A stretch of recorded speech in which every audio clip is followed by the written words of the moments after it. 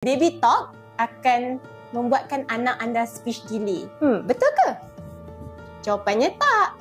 Okey, kalau dalam fikiran ibu dengan ayah kat rumah, baby talk ni mesti bila kita cakap pasal baby talk, orang akan ingat pelat. Maksudnya macam cakap susu, adik nak susu, adik nak cucu ke? Sebenarnya baby talk bukan maksud bercakap secara pelat.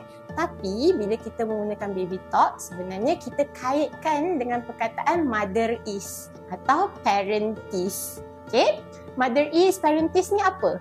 Okey? Bila kita bercakap menggunakan mother is, parent is, maksudnya kita bercakap menggunakan bahasa yang tidak terlalu panjang, kata yang tidak terlalu panjang.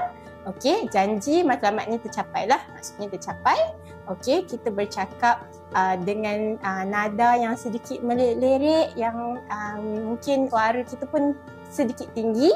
Okey, sebagai contoh, okey, kalau kita jumpa, selalunya kita guna mother is, parent is ni bila kita bercakap dengan baby, just untuk ibu dengan ayah tahu nak gunakan mother is, parent is macam mana. Okey, contoh saya bercakap dengan baby sekarang, oh hi, perasan tak hi yang saya guna tu?